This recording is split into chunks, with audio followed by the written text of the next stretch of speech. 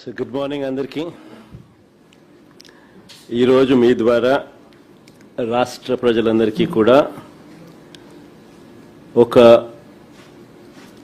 Very very important subject మీద DSC district selection కమిటీకి సంబంధించి కొన్ని లక్షల మంది ఉద్యోగాలు రాస్తారు టీచర్ ఉద్యోగం పోస్టుల కోసం అని చెప్పి ఆ విషయంలో జరిగిన లీకేజీలు అయితేనేమి, అవకతవకలు అయితేనేమి, స్కాములు అయితేనేమి, వీటి అన్నింటి విషయాల మీద ఈరోజు మీ అందరి ద్వారా రాష్ట్ర ప్రజలందరికీ కూడా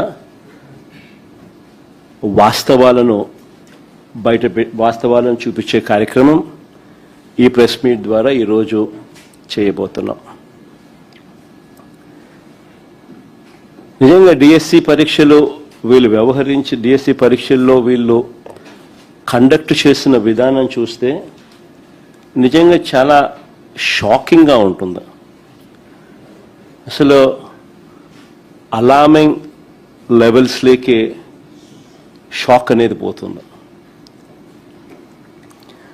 లక్షల మంది క్యాండిడేట్లు పెట్టుకున్న నమ్మకాన్ని చంద్రబాబు నాయుడు గారు వమ్ము చేస్తూ, స్కాములు చేస్తూ ప్రతిభావంతుల జీవితాలను దారుణంగా దెబ్బతీసిన పరిస్థితులు ఈరోజు రాష్ట్రంలో చూస్తూ ఉన్నాం. ఇంత ఘోరంగా రిక్రూట్మెంట్ జరగడం అన్నది బహుశా ఆంధ్ర చరిత్రలో ఎప్పుడైనా జరిగిందో లేదో నాకైతే తెలియదు. కానీ సాక్షాత్తు చంద్రబాబు నాయుడు గారు కొడుకు, ఆయన సుపుత్రుడు లోకేష్ విద్యాశాఖ మంత్రిగా ఉంటూ ఇద్దరు కలిసి ఇంతటి దారుణంగా చేశారు అన్న విషయాలు ఆంధ్ర రాష్ట్రంలో చోటు చేసుకున్నాయి.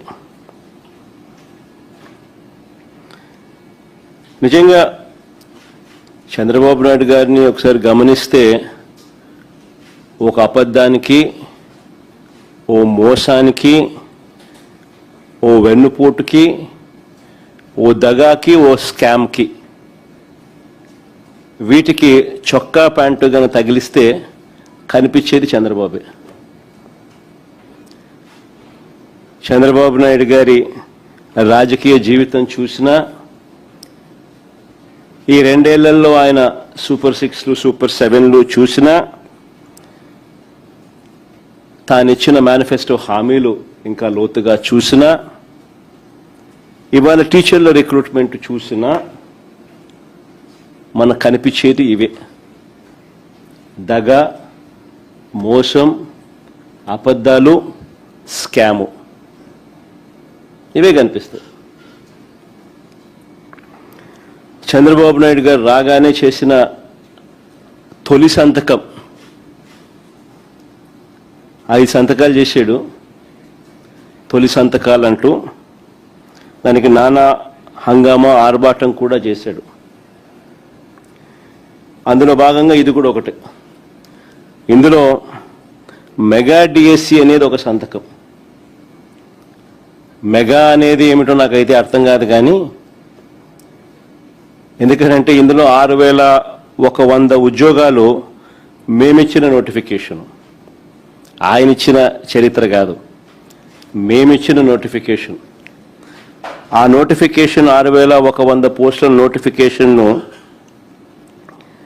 చంద్రబాబు నాయుడు గారు వాటిని భర్తీ చేయకుండా రద్దు చేసి రిక్రూట్మెంట్ ఆలస్యం చేశాడు. ఆలస్యం చేసి ఈ 6,100 పోస్టులు ఏవైతే మేమిచ్చినామో, మా హయాంలో నోటిఫికేషన్ ఇచ్చిన పోస్టులు ఉన్నాయో, వాటిని మళ్ళీ తిరిగి తీసుకొస్తూ మొత్తంగా కలిపి ఒక 16,000 పోస్టులకు ఆయన నోటిఫికేషన్ ఇచ్చాడు.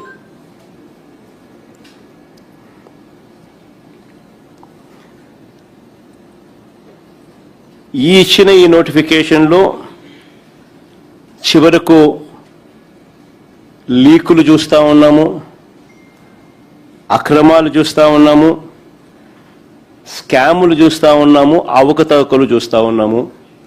ఇప్పుడు చంద్రబాబు నాయుడు గారి ఈ 16,000 పోస్టులకు సంబంధించిన రిక్రూట్మెంట్ ప్రాసెస్లో.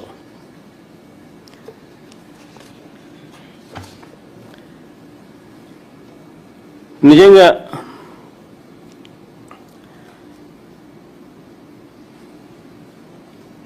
చంద్రబాబు నాయుడు గారిని నేను ఇక్కడే ప్రశ్నిస్తా ఉన్నా. 16,000 పోస్టులకే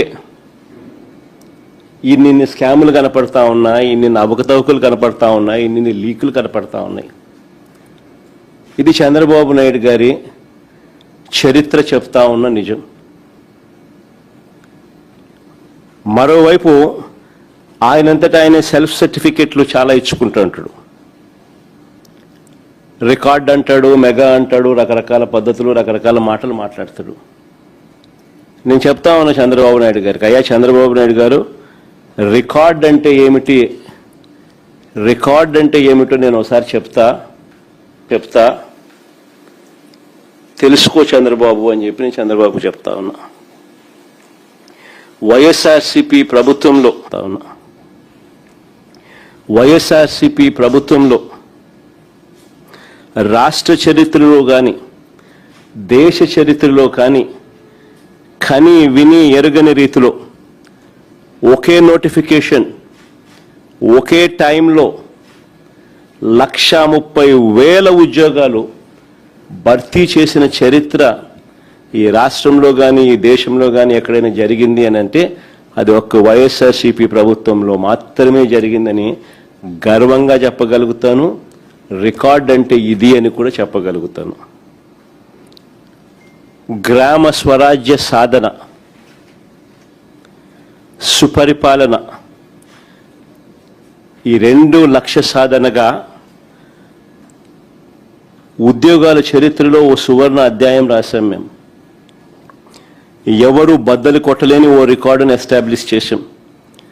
మే 30వ తారీఖున, మే 30, 2019 నేను ముఖ్యమంత్రిగా ప్రమాణ స్వీకారం చేస్తే, I repeat the date again, May 30, 2019 నేను ముఖ్యమంత్రిగా ప్రమాణ స్వీకారం చేస్తే ఆ నెక్స్ట్ 50 రోజుల్లోనే, ఆ నెక్స్ట్ 50 డేస్లోనే, అంటే జూలై 19 జీవో ఇచ్చాం. జూలై 25 నుంచి 27 మధ్య నోటిఫికేషన్ ఇచ్చాం. జూలై 27 నుంచి ఆగస్టు 10 వరకు అప్లికేషన్లు తీసుకున్నాం. సెప్టెంబర్ 1 నుంచి సెప్టెంబర్ 8 వరకు పరీక్షలు నిర్వహించాం. 2,800 సెంటర్లలో 19 లక్షల మంది పరీక్షలు రాశారు. ఎక్కడా కూడా ఒక్క తప్పు జరగలేదు. ఎక్కడా ఒక్క తప్పు జరగకుండా, ఎలాంటి లోపాలు లేకుండా అందరి విశ్వాసాన్ని పొందుతూ ఏకంగా 130,000 కొత్త ఉద్యోగాలు, శాశ్వత ఉద్యోగాలు మా ప్రభుత్వంలో ఇవ్వడం జరిగింది. నిజంగా ఇవాళ ఆ ఉద్యోగం పొందిన వాళ్ళంతా కూడా మన కళ్ళ ఎదుటే కనిపిస్తూ ఉన్నారు. మన గ్రామాలలోనే మన ఇళ్లకు సేవలు అందిస్తూ సచివాలయాలలో కనిపిస్తూ ఉన్నారు. అక్టోబర్ 2వ తారీఖు గాంధీ జయంతి నాటికల్లా మొత్తం ప్రక్రియ పూర్తి చేశాం. అంటే మే 30 నుంచి అక్టోబర్ 2 దాకా మొత్తం ప్రక్రియనే పూర్తి చేయగలిగాము అని అంటే కేవలం 4 నెలలు. 4 నెలల్లోనే అత్యంత పారదర్శకంగా, ఒక్క తప్పు కూడా దొరలకుండా, ఎలాంటి లోపాలు లేకుండా ఓ చరిత్ర సృష్టించడం.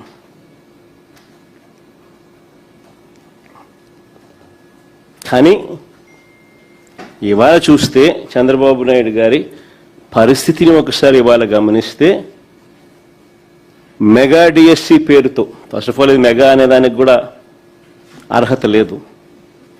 మెగా డిఎస్సి పేరుతో 16,000 ఉద్యోగాల భర్తీ ప్రక్రియను చూస్తే,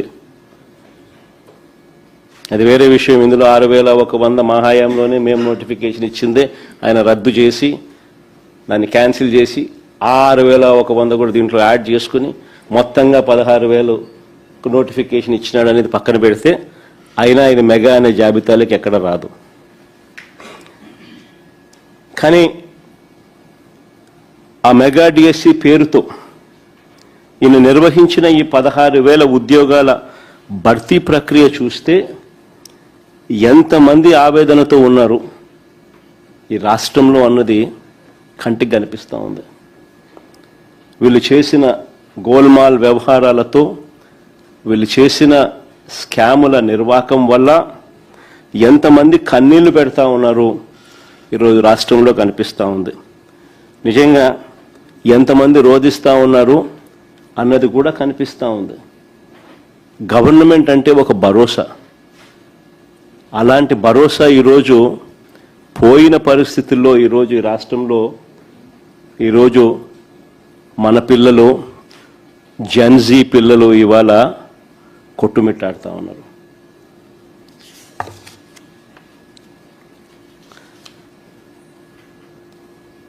ఇక నేను చెప్పబోయే పాయింట్లను ఒక 6 పాయింట్లుగా విభజించను. ఎవరికైనా కూడా 6 పాయింట్లు చూస్తే ప్రతి పాయింట్లోనూ స్కామ్ ఎలా జరిగింది, ఏ స్థాయిలో జరిగింది అన్నది కూడా అందరికీ కూడా అర్థమయ్యే విధంగా చెప్పబోతా ఉన్నా. డిఎస్సి మొదటిది. డిఎస్సి మాత్రమే కాదు, ఏ పరీక్ష, ఏ పేపర్ తయారీ ప్రశ్నలైనా కూడా, డిఎస్సి కాదు, ఎనీ పరీక్ష, ఏ పరీక్ష అయినా, ఏ పేపర్ తయారీ అయినా కూడా ప్రశ్నలు అప్లోడ్ చేయడం, డిజిటల్ నిర్వహణ, ఇవన్నీ కూడా అత్యంత కాన్ఫిడెన్షియల్గా జరగాలి ఏ పరీక్షకైనా కూడా. కానీ ఈ ప్రభుత్వంలో ఈ రహస్య ప్రక్రియ కాస్త ఏమైంది ఒకసారి గమనించండి.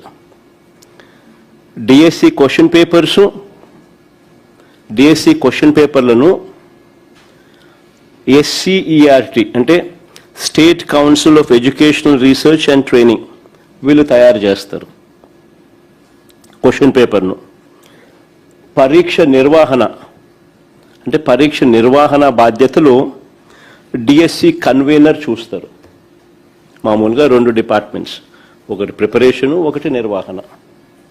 కానీ చంద్రబాబు గారి ప్రభుత్వంలో డిఎస్సి కన్వీనర్ను పక్కన పెట్టేసినారు. పక్కన పెట్టి క్వశ్చన్ పేపర్ తయారీ ప్లస్ పరీక్షల నిర్వహణ, ఈ 2 బాధ్యతలను కూడా ఒకరికి ఎస్సీఈఆర్టీ డైరెక్టర్కి అప్పగించారు. ఇది మొట్టమొదట బీజం పడింది. ఇక్కడ నుంచి స్కీమ్ అనేది స్కామ్గా ఎలా మారింది అనేది ఇక్కడ నుంచి స్టార్ట్ పోతా ఉంది.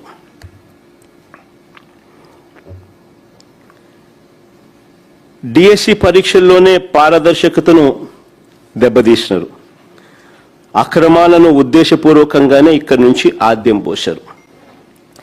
చాలా కాన్ఫిడెన్షియల్గా జరగాల్సిన ఈ క్వశ్చన్ పేపర్ తయారీని చూసుకోండి. ఇక్కడ నుంచి చాలా కాన్ఫిడెన్షియల్గా జరగాల్సిన ఈ క్వశ్చన్ పేపర్ తయారీని, దాన్ని అప్లోడ్ చేసే పనిని అవుట్సోర్స్డ్ ఉద్యోగుల చేతుల్లో పెట్టకూడదని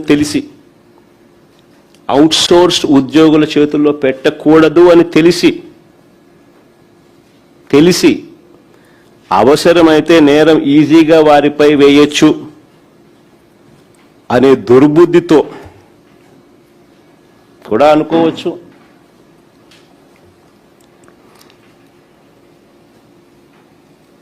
ఏకంగా ఈ ప్రక్రియను అవుట్సోర్స్ కాంట్రాక్ట్ ఎంప్లాయీస్తో చేయించారు.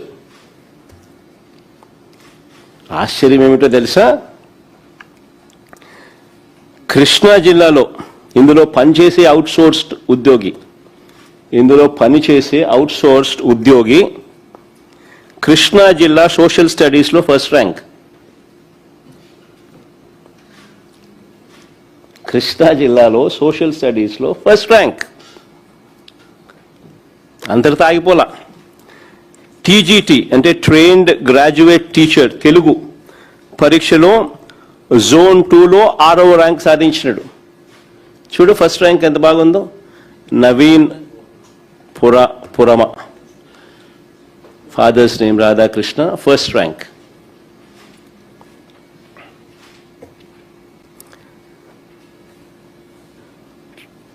ఫస్ట్ ర్యాంక్ రావడమే కాకుండా TGT, trained graduate teacher Telugu పరీక్షలో కూడా జోన్ 2లో 6వ ర్యాంక్ కూడా సాధించాడు.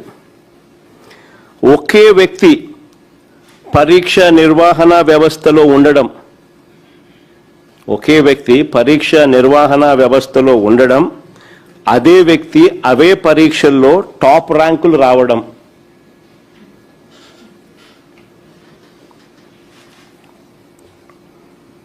నిజంగా ఇది అతిపెద్ద స్కామ్కు సాక్ష్యం కాదా అని అడుగుతా ఉన్నా.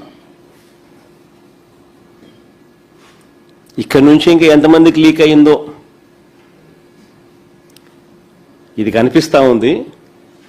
కనిపించినవి ఇక్కడ నుంచి ఇంకెంతమందికి లీక్ అయిందో అనేది కనిపించడం. అది ఇంకా లోతుగా పోతే తెలుస్తుంది. ఆశ్చర్యం ఏమిటో తెలుసా? ఆశ్చర్యం ఏమిటో తెలుసా? ఒకే వ్యక్తి పరీక్ష నిర్వహణ వ్యవస్థలో ఉండడం, అదే వ్యక్తికి అవే పరీక్షల్లో టాప్ ర్యాంకులు రావడం, ఇది ఒక పెద్ద స్కామ్కు ప్రత్యక్ష సాక్ష్యంగా అవునా కాదా అన్నది ఒకవైపున ప్రశ్నిస్తూ, సిబిఐ ఎంక్వైరీ జరగాలి అని చెప్పి మరోవైపున అడుగుతూ, ఈ క్యాండిడేట్ నిజంగా మెరిట్తో ర్యాంకు సాధించాడు అని మీరు భావించి ఉంటే, ఇంకా ఆశ్చర్యం ఏమిటో తెలుసా? ఇక్కడ చూడండి, ఇంట్రెస్టింగ్గా ఉంది కథ. ఇదే క్యాండిడేట్ ఇంత మంచి ర్యాంక్ వచ్చింది కదా, మరి క్యాండిడేట్కి ఉద్యోగం రావాలి కదా.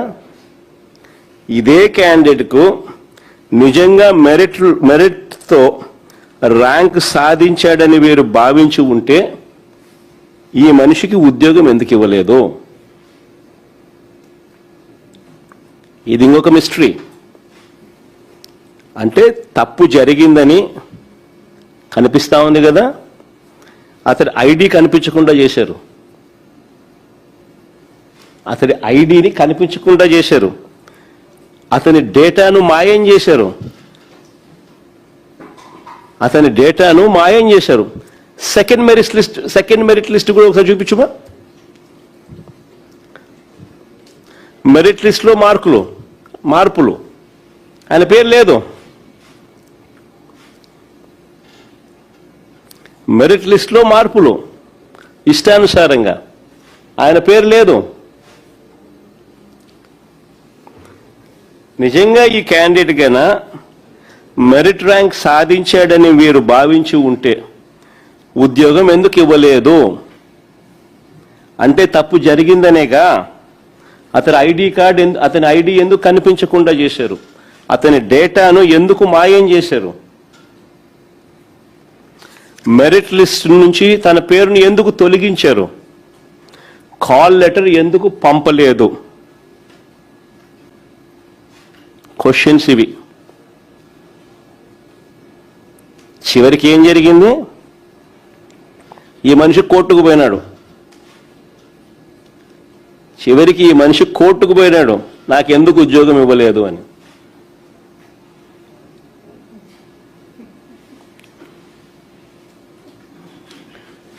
మనిషి ఇప్పుడు కోర్టు కేసు ఉంది. ఆ మనిషి కోర్టుకు పోయినాడు, నాకు ఎందుకు ఉద్యోగం ఇవ్వలేదని.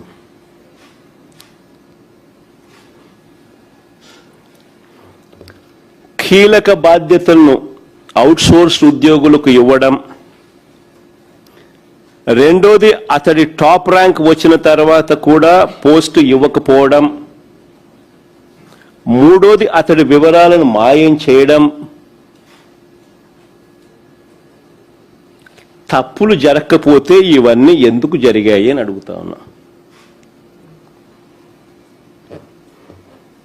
అంటే దీని అర్థం పేపర్ లీక్ అయినట్టేగా, ఒప్పుకున్నట్టేగా మీరు కూడా. మరి ఈ లీక్ ఇంతటితో ఆగిపోయిందా? ఈ లీక్ ఇంకా ఎంత డెప్త్ లేకపోయింది? ఎంతమందికి ఈ లీక్డ్ పేపర్ చేరింది? ఆ లీక్డ్ పేపర్ పొందిన వాళ్ళు ఎంతమంది పరీక్షలు రాశారు? ఇవన్నీ కూడా రావాల్సిన సమాధానాలు. ఆ మనిషి కోర్టుకు పోయాడు, కోర్టుకు పోయిన డాక్యుమెంట్స్ ఇవన్నీ, కోర్టులో ఆ మనిషి నవీను సబ్మిట్ చేసిన వివరాలు ఇవి. ఈ వివరాలు చూస్తే ఈ వివరాల్లో ఆయన సబ్మిట్ చేస్తూ ఆయన అడిగాడు, కోర్టులో ఆయన అడిగాడు, నా ఐడి కనిపించకుండా చేశారు, నా డేటాను మాయం చేశారు, మెరిట్ లిస్ట్ నుంచి నా పేరు తొలగించినారు. ఇవన్నీ ఆయన కోర్టులలో 1, 2, 3 అన్ని చూపించుకుంటా బామ్మ.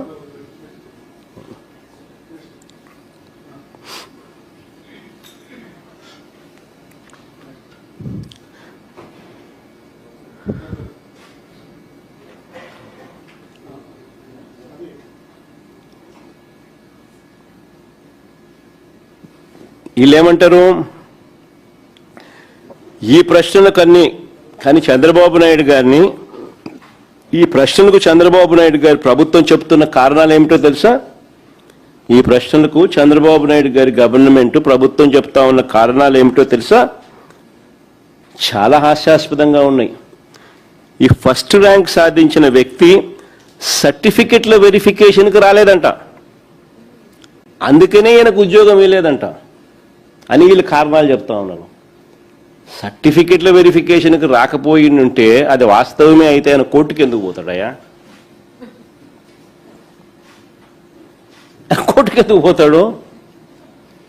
నిజంగా వీళ్ళు చెప్పినది వాస్తవమే అయితే సర్టిఫికెట్ల వెరిఫికేషన్కు తాను రాలేదు కాబట్టి అందుకే ఆయనకు ఉద్యోగం మేము ఇవ్వలేదని చెప్పి వీళ్ళు చెప్తా ఉన్నమాట వాస్తవమే అయితే ఆయన కోర్టుకి ఎందుకు పోతాడు?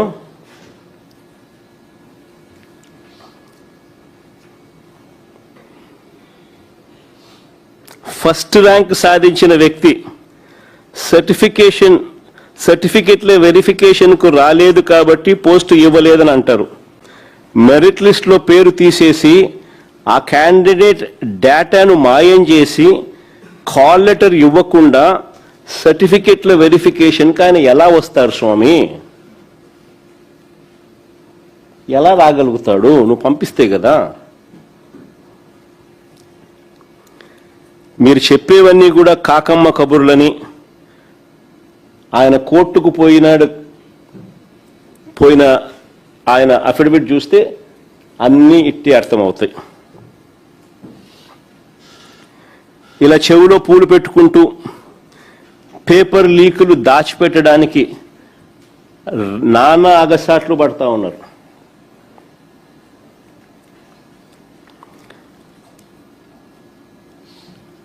పేపర్ తయారీలో ఎవరెవరు ఉన్నారు? ఇవన్నీ బయటికి రావాల్సిన విషయాలు. పేపర్ తయారీలో ఎవరెవరు ఉన్నారు? డిజిటల్ యాక్సెస్ ఎవరెవరి చేతుల్లో ఉంది? ఎంతమందికి లీక్ వెళ్ళింది? ఎంత ముడుపులు చేతులు మారాయి? ఇవన్నీ తేలాలి. అందుకే సిబిఐ విచారణ కావాలి అని చెప్పి గట్టిగా డిమాండ్ చేస్తా ఉన్నాం. ఎందుకు తెలుసా? కారణం, ఈ రాష్ట్రంలో చంద్రబాబే పోలీసు, ఈ రాష్ట్రంలో చంద్రబాబే లాయరు.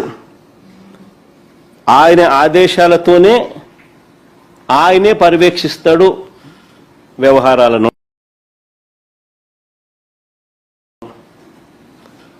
అధికారం ఉన్నది ఆయన చేతుల్లోనే, అధికారులు రిపోర్ట్ చేసేది ఆయనకే. మరి నిజాలు బయటికి రావాలి అనంటే ఆయన కొడుకే విద్యాశాఖ మంత్రి. మరి నిజాలు బయటికి రావాలి అనంటే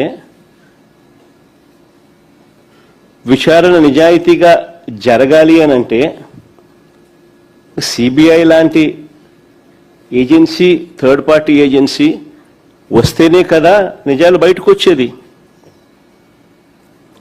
అప్పుడే కదా ఈ రాష్ట్రంలో వ్యవస్థల మీద ఎవరికైనా నమ్మకం ఉండేది. ఉద్యోగాలకు సంబంధించి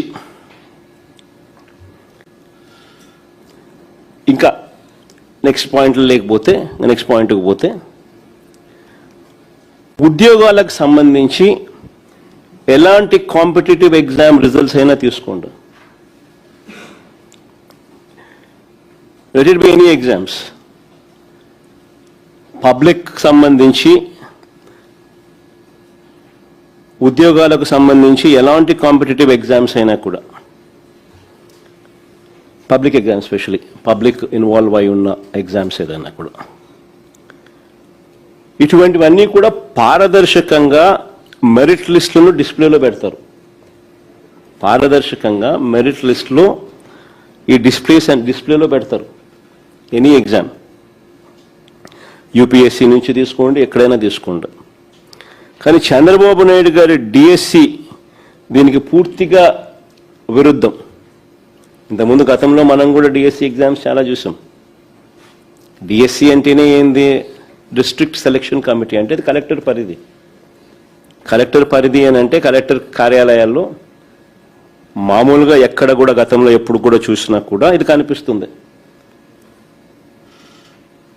డిస్ప్లేలో పబ్లిక్ డొమైన్లో డిస్ప్లేలో పెడతారు. మెరిట్ లిస్టులు లేవు, ఈసారి డిస్ప్లే లేదు. కలెక్టర్ల కార్యాలయాల్లో ఎక్కడ మెరిట్ లిస్టులు లేవు, మార్కులు లేవు, ర్యాంకులు లేవు, కట్ ఆఫ్లు తెలియవు, పబ్లిక్ డిస్ప్లేలో పెట్టలేదు. సెలెక్టెడ్ అభ్యర్థులకు మాత్రమే మెసేజ్లు పంపించినారు. సెలెక్టెడ్ అభ్యర్థులకు మాత్రమే మెసేజ్లు పంపించినారు. వాళ్ళకు మాత్రమే కాల్ లెటర్స్ పోయినాయి.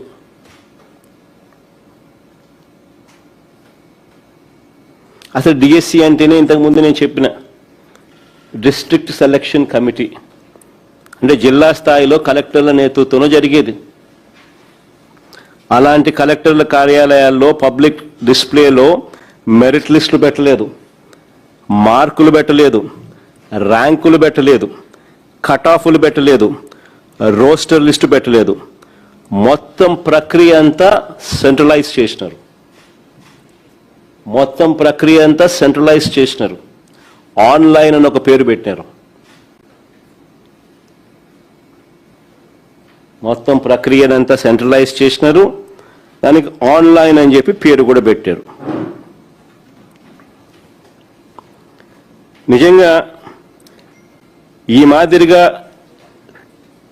ఆన్లైన్ అని పేరు పెట్టి కన్ఫ్యూజన్ క్రియేట్ చేసి ఈ మాదిరిగా లిస్టులలో ఏది కూడా మెరిట్ లిస్టులు లేవు, మార్కులు లేవు, ర్యాంకులు లేవు, కట్ ఆఫ్లు లేవు, రోస్టర్లు లేవు, డిస్ప్లే లేదు, ఇవేవి కూడా కలెక్టర్ల కార్యాలయాలలో లేకుండా ఆన్లైన్ అని చెప్పి తీసుకొచ్చి సెంట్రలైజ్డ్ చేసి పిల్లలకి ఎవరికైనా డౌట్లు వస్తే కలెక్టర్ల కార్యాలయానికి పోతే వాళ్ళు ఏమంటారు, పైకి పోండి మాకు సంబంధం లేదని వీళ్ళు అంటారు. ఆ నుంచి ఖర్చులు పెట్టుకొని అన్ని కింద మీద పడి వాళ్ళు ఇక్కడికి వచ్చినారనుకో, ఇక్కడికి వస్తే ఇక్కడేమంటారు మాకు సంబంధం ఉంది కలెక్టర్ కార్యాలయానికి పోండి అంటారు. ఇది జరిగింది. వీళ్ళంతా ఎంతోమంది పిల్లలు ఎన్నో సందర్భాలు తిరిగినారు.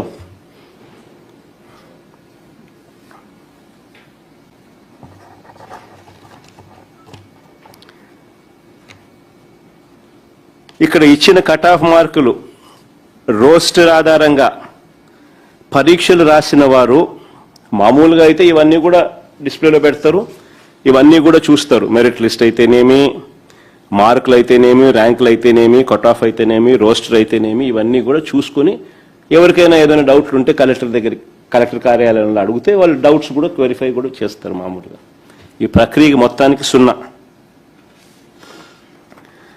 చివరికి ఏం చేసినారు, వాళ్ళకు మాత్రమే సెలెక్టెడ్ పీపుల్కి మాత్రమే మెసేజ్లు పోయినాయి, వాళ్ళకు మాత్రమే కాల్ లెటర్స్ వచ్చినాయి. సరే సెలెక్టెడ్ లిస్ట్లో ఉన్న వాళ్లకు కాల్ లెటర్స్ వచ్చినాయి, అది 1:1 అంటే ఒక ఉద్యోగానికి ఒకరిని మాత్రమే పిలిచినారు. అంటే నువ్వు సెలెక్ట్ అయినావు అనే కదా అర్థం. Subject to the condition that your documents are authentic and genuine.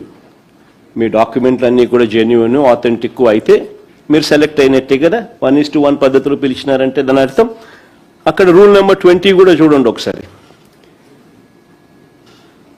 1:1 పద్ధతిలో కాల్ లెటర్లు ఇచ్చి రూల్ నెంబర్ 20 కూడా అదే చెప్తుంది. ఇది సెలక్షన్ రూల్స్. ఈ సెలక్షన్ రూల్స్లో ఒకసారి గమనిస్తే సెలక్షన్ రూల్స్లో కూడా క్లియర్ కట్గా రూల్ నెంబర్ 20 ఇదే చెప్తుంది. గమనిస్తే దాంట్లో క్లియర్ కట్గా ఏమని చెప్తా ఉన్నారు, డిస్ట్రిక్ట్ సెలక్షన్ కమిటీకి సంబంధించిన రూల్స్ క్లియర్గా కూడా రాస్తూ లాస్ట్ 6th పాయింట్ చూడము ఒకసారి. If the certificates are not found to be genuine అంటే సర్టిఫికేట్ ఆఫ్ వెరిఫికేషన్ అంటే పైన ఏమని రాసినారు, district selection committee shall prepare the merit cum roster list as per the rosters available, notified duly, observing the rules, orders issued by the government from time to time. అంటే అన్ని rules పరిగణలోకి తీసుకొని అన్ని జీవోలను కూడా పరిగణలోకి తీసుకొని district selection committee shall prepare the merit cum roster list. Number 1. With regard to the reservations of meritorious sports persons, the rules issued by GO number 4, youth advancement, tourism and culture, sports dated 19/4/2025, read with GO number MS number 47. అంటే ఆ rules ను కూడా పరిగణలోకి తీసుకొని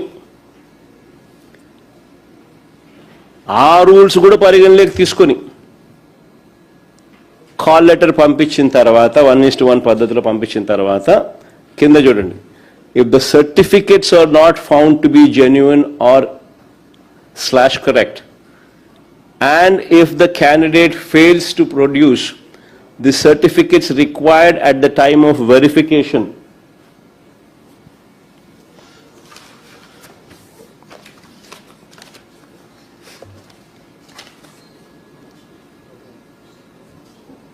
such candidates shall forego the right of selection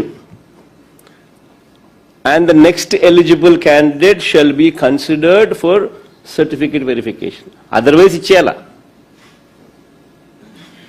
otherwise ఉద్యోగం ఇచ్చేయాల, అంతే కదా. వెరిఫికేషన్ ప్రాసెస్ రాసినారు, 1:1లో కాల్ లెటర్లు ఇచ్చి పిలిచినారు, వెరిఫికేషన్ ప్రాసెస్లో క్లియర్గా రాసినారు,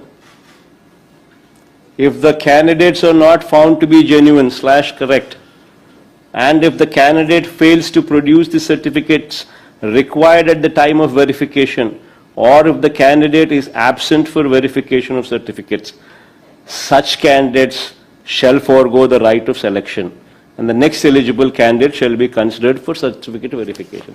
And otherwise, if the certificates are genuine, then he is bound to get a job. అంతే కదా. ఇలా 1:1లో కాల్ లెటర్లు పిలిచి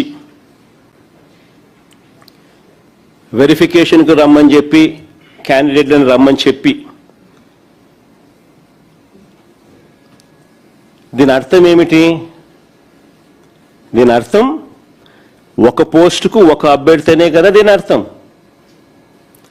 ఎందుకంటే ముందుగానే government merit, rooster, vertical reservations, ఇక్కడ రాస్తున్నారు చూడు హారిజాంటల్ రిజర్వేషన్స్, ఇవన్నీ చూసిన తర్వాతే కదా కాల్ లెటర్ జారీ చేశారు. క్లియర్ కట్గా ప్రొసీజర్లో కూడా రాసినారు, రూల్ నెంబర్ 20 ప్రొసీజర్లో కూడా క్లియర్గా రాసినారు. The district selection committee shall prepare the merit cum roster list as per the rosters available, notified duly observing the rules, orders by the government from time to time. అంటే అన్ని జీవోలు చూసిన తర్వాత they will prepare the merit cum roster list అంటే selected list. ఇవన్నీ కూడా జీవోలు అన్ని కన్సిడర్ చేసి, సో గవర్నమెంట్ దగ్గరనే ముందుగానే మెరిట్ ఉంది, మెరిట్ లిస్ట్ ఉంది, రోస్టర్ లిస్ట్ ఉంది, వర్టికల్ రిజర్వేషన్స్ ఉన్నాయి, హారిజాంటల్ రిజర్వేషన్, ఇవన్నీ చూసిన తర్వాతనే కాల్ లెటర్లు జారీ చేశారు 1:1 బేసిస్లో. ఎందుకనంటే క్యాండిడేట్స్కి ఎన్ని మార్కులు వచ్చాయో వీళ్ళకి తెలుసు కాబట్టి వారు ఓపెన్లోకి వస్తారా, ఓపెన్లోకి రారా లేదా రిజర్వేషన్లోకి వస్తారా లేదా అన్నది వారికి తెలుసు కాబట్టి, వర్టికల్ రిజర్వేషన్స్ వాళ్లకు తెలుసు కాబట్టి, హారిజాంటల్ రిజర్వేషన్స్ వాళ్లకు తెలుసు కాబట్టి, ఎన్ని ఓసీ పోస్టులు ఉన్నాయో వాళ్లకు తెలుసు కాబట్టి, ఎన్ని ఎస్సీ, ఎన్ని ఎస్టీ, ఎన్ని బీసీ, ఎన్ని ఈడబ్ల్యూఎస్ పోస్టులు ఉన్నాయో కూడా వాళ్ళకు తెలుసు కాబట్టి, ఉమెన్స్ కేటగిరీ కింద ఎన్ని పోస్టులు ఉన్నాయో కూడా వాళ్ళకు తెలుసు కాబట్టి, స్పోర్ట్స్ కోటా కింద, దివ్యాంగుల కోటా కింద, ఎక్స్ సర్వీస్ మ్యాన్ కోటా కింద ఎన్ని పోస్టులు ఉన్నాయో కూడా వాళ్ళకు తెలుసు కాబట్టి, మరి ఇవన్నీ ముందుగానే చంద్రబాబు నాయుడు గారి ప్రభుత్వానికి తెలుసు కాబట్టి, ర్యాంకులు, రిజర్వేషన్ల ఆధారంగా ఎవరు ఏ కోటా కిందికి వస్తారు, వారి ర్యాంకులు ఏమిటి అన్న విషయాలన్నీ కూడా ముందుగానే వారికి తెలుసు కాబట్టి 1:1 పద్ధతిలో పిలిచిన తర్వాత, ఇవన్నీ తెలిసిన తర్వాత నువ్వు కాల్ లెటర్ ఇచ్చినావు, 1:1 పద్ధతిలో పిలిచిన తర్వాత సర్టిఫికెట్లు వెరిఫికేషన్ జరిగిన తర్వాత కూడా ఉద్యోగం రాలేదు అంటే దాని అర్థం ఏంది? సర్టిఫికేట్లన్నీ జెన్యున్గా ఉన్నాయి అని చెప్పి రుజువు అయిన తర్వాత కూడా నువ్వు ఉద్యోగం ఇవ్వలేదు అంటే దాని అర్థం ఏంది?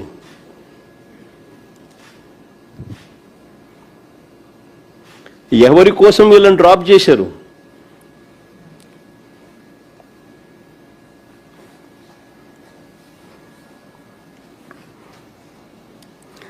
ఆశ్చర్యం ఏమిటో తెలుసా?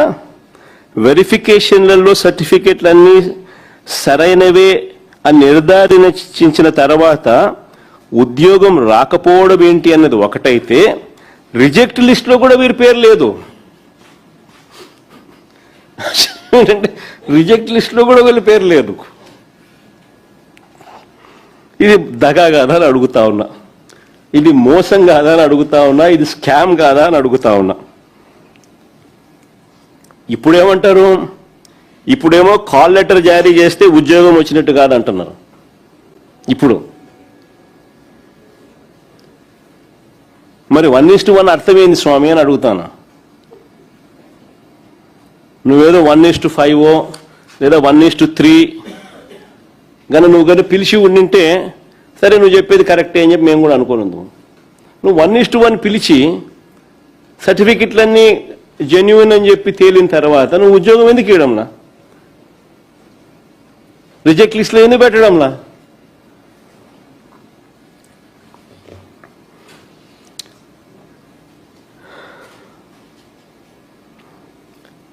నిజంగా 1:1లో పిలిచి ఉద్యోగం ఇవ్వకపోవడం అంటే దగా చేయడం కాదా అని అడుగుతా ఉన్నా. అన్ని సర్దుబాట్లు, అన్ని జీవోలు చూసిన తర్వాతే, మార్కులు, ర్యాంకులు, రిజర్వేషన్ అన్నీ చూసిన తర్వాతనే 1:1లో పిలిచి సర్టిఫికెట్లు అన్నీ కూడా బాగున్నా కూడా ఉద్యోగం రాలేదు. మళ్ళీ సర్దుబాటు జరిగింది అని అంటే ఎవరి కోసం జరిగింది? మళ్ళీ సర్దుబాటు అంశం ఎందుకు వచ్చింది? అండర్ రాష్ట్ర రూల్ నెంబర్ 20లో with regard to reservations of meritorious sports persons ను కూడా కన్సిడర్ చేస్తారు. అది కూడా కన్సిడర్ చేసిన తర్వాతనే అని చెప్తున్నారు. మళ్ళీ సర్దుబాటు అని అంటున్నారు. మరి ఎవరి కోసం సర్దుబాటు చేసినారు?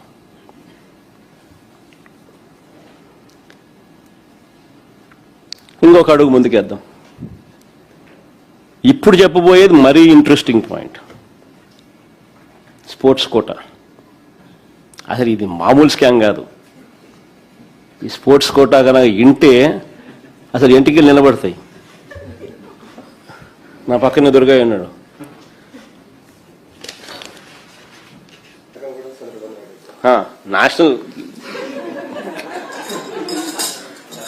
నేషనల్ గేమ్స్ గోల్డ్ మెడలిస్ట్ 1:1లో పిలిచినారు కాల్ లెటర్.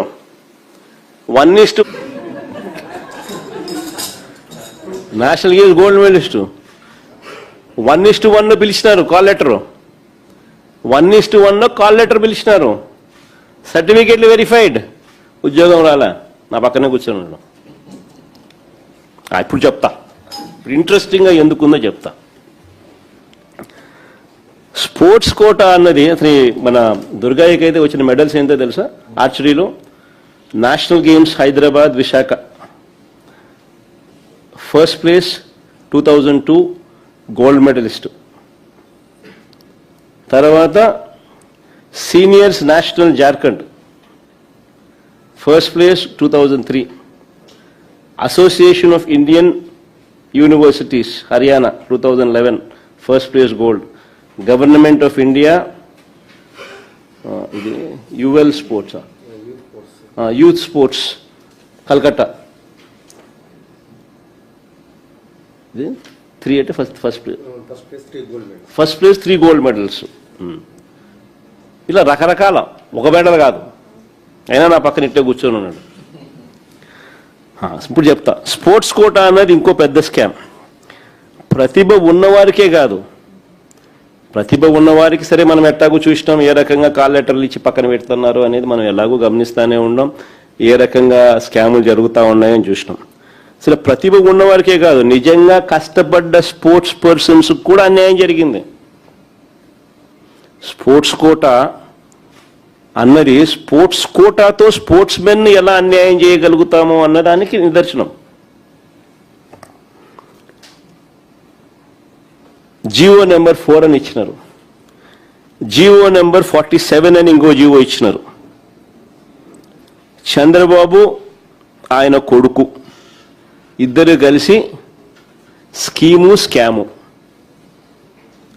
ఒక్కసారి ఈ గమనిస్తే ఈ స్కీములో స్కాము ఆశ్చర్యం అనిపిస్తుంది. గతంలో ఎప్పుడూ జరగని విధంగా స్పోర్ట్స్ కోటా అభ్యర్థులకు డిఎస్సి పరీక్షలు రాయాల్సిన అవసరం లేదంట. ఇంతవరకు హిస్టరీలో ఎప్పుడు జరగల, హిస్టరీలో ఎక్కడా జరగల. ఇంతకుముందు హిస్టరీ అంతా కూడా ఆంధ్ర రాష్ట్రంలో కానీ ఇక్కడైనా కానీ హిస్టరీ ఏమిటి అని అంటే, ఇంతకుముందు అంతా జీవో నెంబర్ 74 ఉండేది. అంటే స్పోర్ట్స్ కోటా అభ్యర్థులు కూడా డిఎస్సి పరీక్షలు రాయాలా, క్వాలిఫై కావాలా, అప్పుడే వాళ్ళు టీచర్ ఉద్యోగాలకు ఎలిజిబుల్ అవుతారు. అప్పుడే వాళ్ళు మ్యాథ్ కానీ సోషల్ స్టడీస్ కానీ ఫిజికల్ సైన్సెస్ కానీ ఇటువంటి పరీక్షల్లో పిల్లలకు చదువులు చెప్పగలుగుతారు. First time in the history, ఎప్పుడు గతంలో జరగని విధంగా స్పోర్ట్స్ కోటా అభ్యర్థులు ఎవరూ కూడా డిఎస్సి పరీక్ష రాయాల్సిన అవసరం లేదు అని ఏకంగా జీవోలు ఇచ్చినారు చంద్రబాబు నాయుడు గారు. జీవో నెంబర్ 4, జీవో నెంబర్ 47లో ఫస్ట్ టైం ఇది హిస్టరీ ఆఫ్ దిస్ కంట్రీలో, బహుశా ఉందో లేదో నాకు తెలియదు, హిస్టరీ ఆఫ్ ఆంధ్రప్రదేశ్లో ఎప్పుడు జరగలే, గతంలో ఎప్పుడు జరగని విధంగా చేశారు. స్పోర్ట్స్ కోటా అభ్యర్థులు ఎవరు కూడా డిఎస్సి పరీక్షలు రాయాల్సిన అవసరం లేదని ఒక బ్యాక్ డోర్ పెట్టి, ఆ బ్యాక్ డోర్ ద్వారా వారిని లోపలికి తీసుకునే కార్యక్రమం చేసినాడు. దీనికోసం కొత్త జీవోలు తీసుకొచ్చినాడు. జీవో నెంబర్ 4, జీవో నెంబర్ 47 చేశారు. గతంలో రూల్ పొజిషన్ ఎలా ఉంది అని ఒకసారి కూడా గమనించినట్టయితే జీవో నెంబర్ 74 ఒకసారి చూడండి. గమనించినట్టయితే గతంలో డిఎస్సి పరీక్షల్లో ఖచ్చితంగా పాస్ కావాలి అని క్లియర్ కట్గా దాంట్లో రాసినారు చూడు. Will have to pass the eligibility test for appointment. Sports quota అయినా కూడా they will have to pass the eligibility test for appointment, that is DSC pass కావాలి. అది ఆ రూల్ను, ఆ జీవోను రద్దు చేసి ఈయన జీవో నెంబర్ 4, జీవో నెంబర్ 47 తీసుకొచ్చినారు. ఈయన జీవో నెంబర్ 4, జీవో నెంబర్ 47 చూస్తే ఏం కనిపిస్తుందంటే స్పోర్ట్స్ కోటాను 2% నుంచి 3%కి పెంచినాడు. అసలు డిఎస్సి ఎగ్జామ్స్ రాయాల్సిన అవసరం లేదంటూ జీవోలు తెచ్చాడు. రాత పరీక్షలు లేకుండా కేవలం స్పోర్ట్స్ సర్టిఫికెట్స్ల ఆధారంగా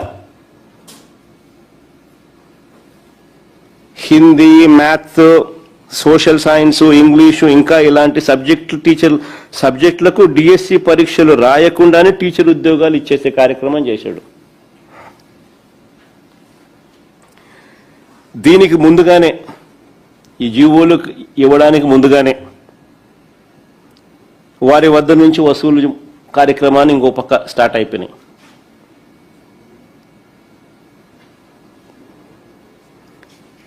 ఆ తర్వాత జీవోలు జారీ చేయడం మొదలుపెట్టాడు. ఇంకా కొన్ని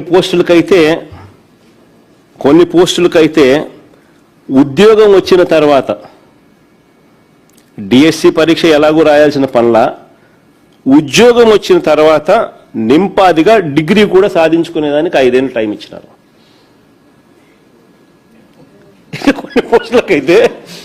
ఇంకా కొన్ని పోస్టులకైతే నీకు డిగ్రీ కూడా అవసరంలా.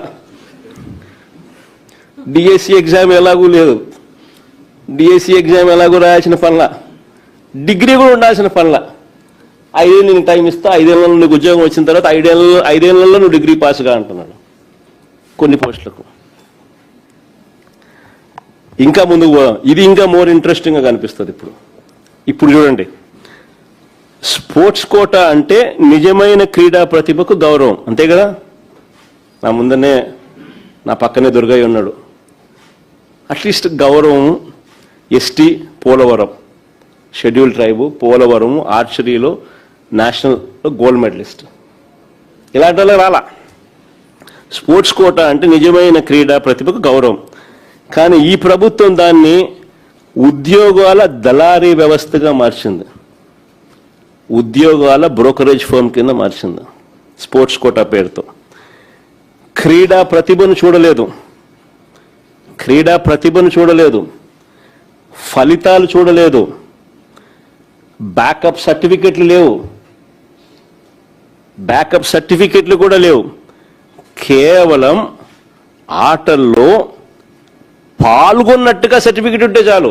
Forget about medals, forget about backup certificates. కేవలం ఆటల్లో పార్టిసిపేట్ చేస్తే చాలు, పాల్గొంటే చాలు, పాల్గొన్నట్టు సర్టిఫికెట్ ఉంటే చాలు,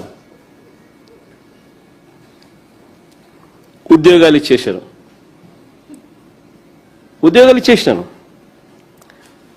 ఆ స్పోర్ట్స్ కూడా ఏంటి తెలుసా, inter district, inter college, inter university, ఇవి పార్టిసిపేట్ చేస్తే చాలు. అక్కడ కూడా గోల్డ్ మెడల్, అక్కడ కూడా మెడల్ అవసరం లే, పార్టిసిపేట్ చేస్తే చాలు. Inter district, inter college, inter universities తరపున పార్టిసిపేట్ చేసిన సర్టిఫికెట్లతో ఉద్యోగాలు ఇచ్చినారు.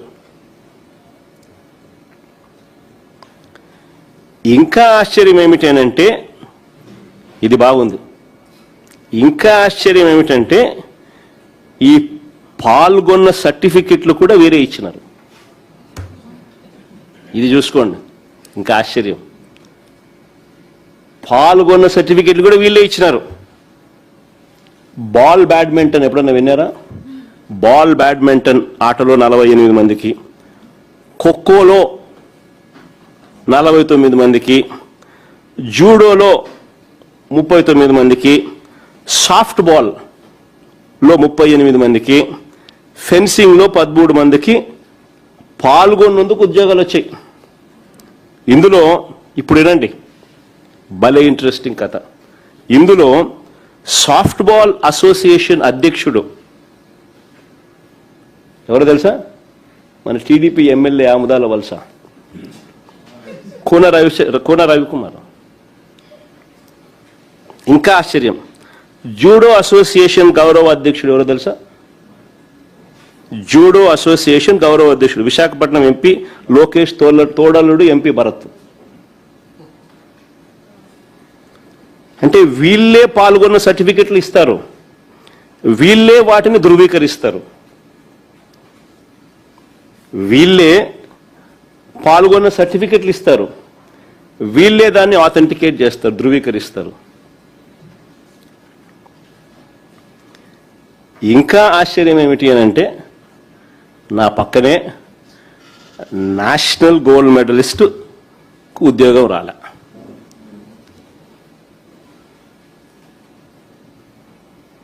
వన్ 1:1 కాల్ లెటర్ కూడా పొందిన తర్వాత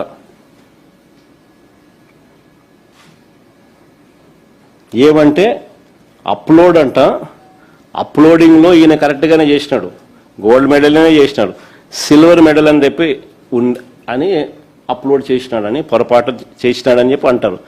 గోల్డ్ మెడల్ వచ్చినోడు సిల్వర్ మెడల్ ఎందుకు రాస్తాడయా? అయినా ఇంకొకటి, అయినా నువ్వు పాల్గొన్నందుకే ఇస్తున్నావు. ఇక్కడ మెడల్ వచ్చిన మెడల్ అయితేనే ఓ మెడల్ అయితే వచ్చింది కదా, మెడల్ వచ్చి నీకు ఇవ్వు. నువ్వు వాడు పాల్గొన్నందుకే ఇస్తున్నావు ఉద్యోగాలు. అది కూడా inter college, inter district, inter university. ఇదేమో నేషనల్ గోల్డ్ మెడలిస్ట్. ఏదో మెడల్ నువ్వు చెప్పినట్టు గోల్డ్ మెడల్కి అప్లోడ్ చేయాలి, సిల్వర్ మెడల్ అప్లోడ్ చేసిన అదే అనుకుందాం. యాదో మెడల్ అయితే వచ్చింది కదా, వచ్చిన దుర్గయ్య నా పక్కనే కూర్చోన్నాడు. ఎక్కడికి అన్యాయం ఇది? కూన రవికుమార్ అధ్యక్షుడంట, ఇంకోడు జూడో అసోసియేషన్ ఏమో విశాఖపట్నం ఎంపీ లోకేష్ తోడరుడు, ఇంకోడు ఎంపీ భరత్. వీళ్ళే పాల్గొన్న సర్టిఫికెట్లు ఇస్తారు, వీళ్ళే వాటిని ధృవీకరిస్తారు, వీళ్ళే ఉద్యోగాలు ఇస్తారు. నిజంగా ఖచ్చితంగా నిజమైన క్రీడాకారులకు జరిగిన అవమానం కాదా ఇదని అడుగుతా ఉన్నా. క్రీడాకారుల పేరుతో వీళ్ళు చేస్తా ఉన్నది స్కామ్ కాదా అని అడుగుతా ఉన్నా, మోసం కాదా అని అడుగుతా ఉన్నా. ముందు తన వాళ్ళకేమో ఉద్యోగాలు వచ్చేలా జియో నెంబర్ 4, జియో నెంబర్ 47తో గేట్లు తెరిచినాడు. ఇది చూడండి బాగా ఆశ్చర్యంగా. ఫస్ట్ వాళ్ళకి అందరికీ ఉద్యోగాలు వచ్చేట్టుగా జియో నెంబర్ 4, జియో నెంబర్ 47తో గేట్లు తెరిచినారు. అంటే డిఎస్సి పరీక్షలు రాయాల్సిన అవసరం లేదు, నువ్వు పాల్గొంటే చాలు, పాల్గొన్న సర్టిఫికెట్ కూడా మేమే ఇస్తున్నాము అని గేట్లు తెరిచినారు. గేట్లు తెరిచిన తర్వాత వాళ్ళందరికీ లోపలికి పంపించుకున్నారు. పంపించుకున్న తర్వాత మళ్ళా జియో నెంబర్ 23, 25 and 56తో మళ్ళీ గేట్లు మూసేసినారు. అంటే పాత జియోలు మళ్ళీ రద్దు చేసినారు. జియో నెంబర్ 23 స్పోర్ట్స్ పాలసీ మార్చినారు. జియో నెంబర్ 25 ఇంతకు ముందు ఇచ్చిన జియో 4ను రద్దు చేస్తూ, జియో నెంబర్ 56 ఇంతకు ముందు ఇచ్చిన జియో నెంబర్ 47ను రద్దు చేస్తూ. అంటే గేట్లు ఎత్తుతారు, వాళ్ళ మనుషులందరికీ లోపలికి పంపిస్తారు, మళ్ళీ వీళ్ళే పని అయిపోయిన తర్వాత గేట్లు క్లోజ్, పాత జియోలు రద్దు, కొత్త జియోలు పిక్చర్లేకి. ఇది స్కామ్ కాకపోతే ఏంది స్వామి ఇది? నీ బుద్ధి పుట్టినట్టు జియోలు ఇస్తున్నావు, నీ బుద్ధి పుట్టినప్పుడు క్యాన్సిల్ చేస్తున్నావు, నీ బుద్ధి పుట్టిన రద్దు చేస్తున్నావు. ఫస్ట్ జియో నెంబర్ 4, 47తో గేట్లు ఎత్తుతున్నారు. గత ప్రభుత్వం, మా ప్రభుత్వం దానికన్నా ముందు ఉన్న జియో నెంబర్ 74ను రద్దు చేసి తర్వాత నీ వాళ్ళందరినీ లోపలికి పంపించినాం.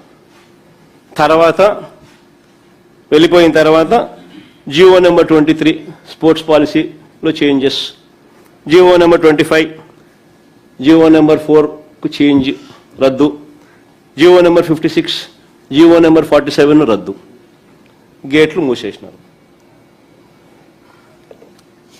అర్థమైంది కదా?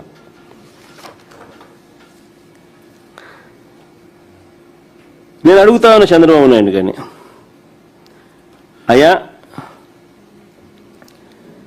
జియో నెంబర్ 4, జియో నెంబర్ 47 నువ్వు ఎందుకు రద్దు చేసినావు? అంత మంచి జియోలను అనుకునుంటే.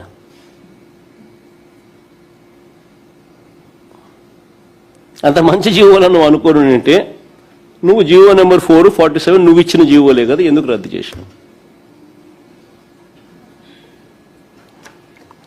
ఈ సెలెక్టెడ్ క్యాండిడేట్ల డేటాను కన్నా ఒకసారి చూస్తే ఆశ్చర్యకరమైన విషయాలలో ఇంకోటి ఏమిటో తెలుసా? Inter college, inter district, inter యూనివర్సిటీల తరపున పార్టిసిపేట్ చేసినందుకు 270 మందికి ఉద్యోగాలు ఇచ్చినారు. ఉట్టి పాల్గొన్నందుకు, పార్టిసిపేట్ చేసినందుకు 270 మందికి టీచర్ ఉద్యోగాలు ఇచ్చినారు. Inter college, inter district, inter యూనివర్సిటీల తరపున. పార్టిసిపేట్ చేసినందుకు 270 మందికి టీచర్ ఉద్యోగాలు ఇచ్చినాయి. వీళ్ళకి పథకాలు రాలా, చెప్పుకోదగ్గ టోర్నమెంట్లలో విజయాలు లేవు, కేవలం పార్టిసిపేట్ చేసినారు.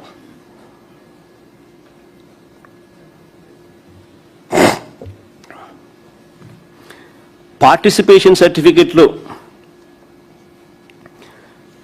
ఇచ్చిన జాబితా చూస్తే వీళ్ళు వచ్చిన తర్వాత యూనివర్సిటీలకు వీసీలుగా కూడా వీళ్ళ మనుషుల్ని అపాయింట్ చేసుకున్నారు. సో వాళ్ళ దగ్గర నుంచి కూడా కొన్ని సర్టిఫికెట్లు తెప్పించినారు.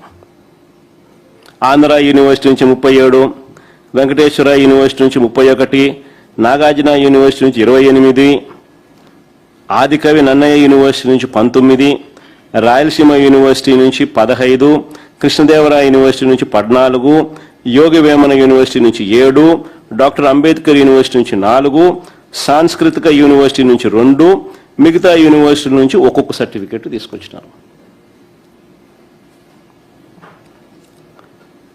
ఇంటర్ కాలేజ్ పోటీల్లో అంటే వివిధ కాలేజీల మధ్య జరిగిన పోటీల్లో పాల్గొన్న 99 మందికి టీచర్ ఉద్యోగాలు దక్కాయి.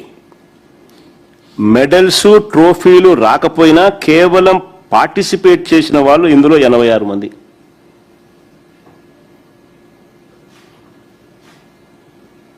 ఇంటర్ కాలేజీలో 99 మందికి పోటీల్లో పాల్గొనే, వివిధ కాలేజీల మధ్య జరిగిన పోటీల్లో పాల్గొన్న 99 మందికి టీచర్ ఉద్యోగాలు దొరికాయి. ఇందులో మెడల్స్, ట్రోఫీలు రాకపోయినా కేవలం పార్టిసిపేట్ చేసినందుకు 86 మందికి టీచర్ ఉద్యోగాలు ఇచ్చినారు. ఇంటర్ డిస్ట్రిక్ట్ పోటీలలో 59 మందికి ఉద్యోగాలు వస్తే అందులో పార్టిసిపేట్ చేసినందుకు 18 మందికి ఉద్యోగాలు ఇచ్చినారు. జిల్లా తరపున ఆడితే చాలు, గెలుపుతో సంబంధం లేకుండా, డిఎస్సి పరీక్షలు రాయాల్సిన అవసరం లేకుండా కేవలం పార్టిసిపేట్ చేసినందుకు టీచర్ ఉద్యోగాలు మన రాష్ట్రంలో మాత్రమే అందుబాటులో ఉన్నాయి. పరీక్షలు రాకపోయినా పర్వాలా.